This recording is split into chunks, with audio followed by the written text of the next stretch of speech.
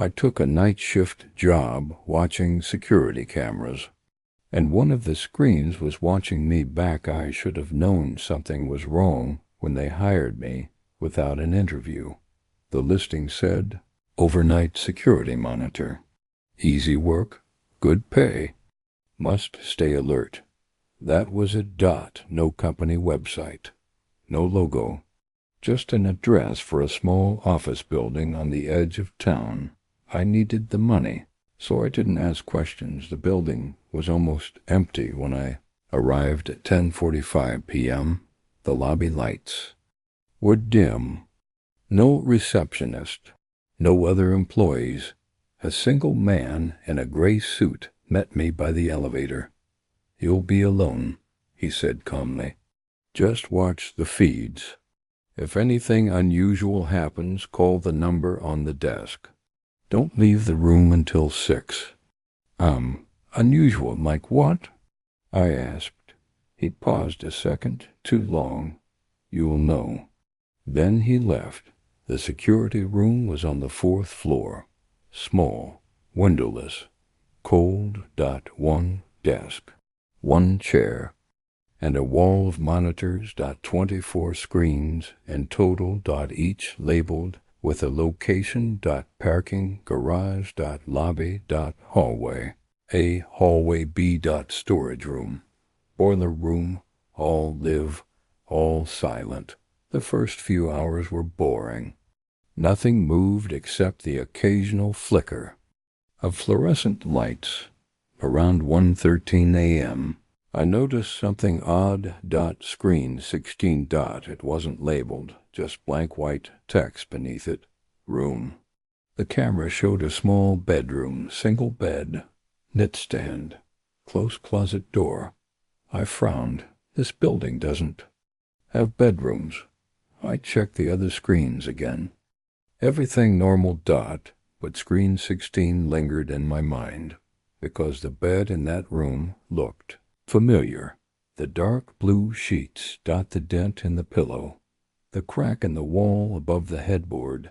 My stomach tightened. It was my bedroom. I leaned closer to the monitor. The angle was from the top corner of the ceiling.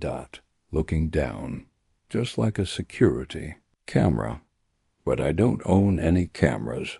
The time stamp in the corner read the correct time.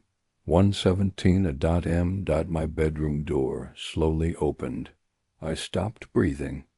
On the screen, I walked inside, wearing the same black hoodie I had on right now. I crossed the room and sat on the edge of the bed. I was holding my phone. Then the version of me on the screen looked directly into the camera, into me. And smiled. Not normal. Too wide. Too deliberate. The screen flickered, then went black. I immediately picked up my phone and called my roommate. He answered, half asleep. Is someone in the apartment? I whispered.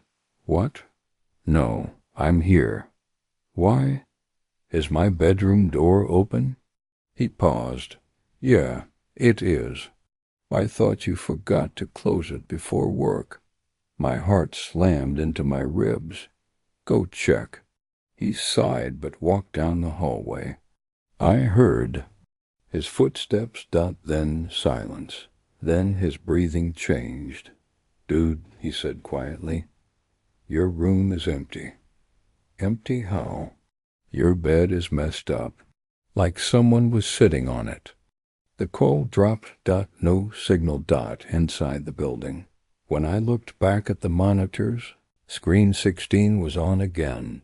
My bedroom. Empty. Closet door slightly open. Now, I hadn't left it open. The other screens started flickering one by one. Parking. Garage. Static. Lobby static. Hallway A. Static. Until only screen 16 remained. The closet door in my room creaked wider. Slowly. Slow enough to feel intentional. From inside the closet. Something shifted. A shadow moved, then a hand appeared. My hand. Same scar across the knuckle from a childhood fall. It gripped the closet frame. And pulled. Another version of me stepped out, but this one looked wrong. Pale. Eyes too dark. Head tilted at an unnatural angle. It stepped fully into my room, then turned toward the camera. And spoke. The room I was physically sitting in echoed with the same voice. My voice. You shouldn't have taken this job. Every monitor suddenly switched back on. All 24, but none of them showed the building anymore.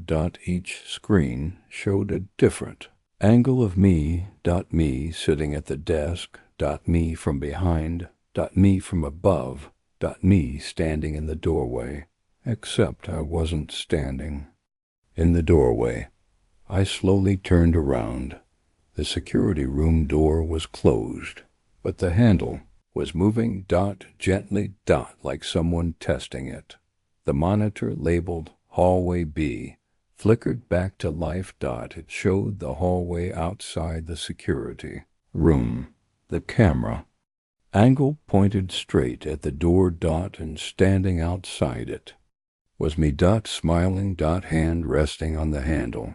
The version inside the monitor leaned closer to the camera. I've been working this shift for a long time, he said softly. I'm tired. The handle stopped moving. All the monitors went black. At once, the room plunged into silence, total darkness. I couldn't even see my hands. Then I felt it. Someone standing behind. Close enough to feel their breath. A whisper brushed against my ear. Switch. I woke up at 9:30, in my own bed. Sunlight through the curtains. My roommate was banging on my door. Why didn't you go to work last night? He asked when I opened it. What? You texted saying you quit.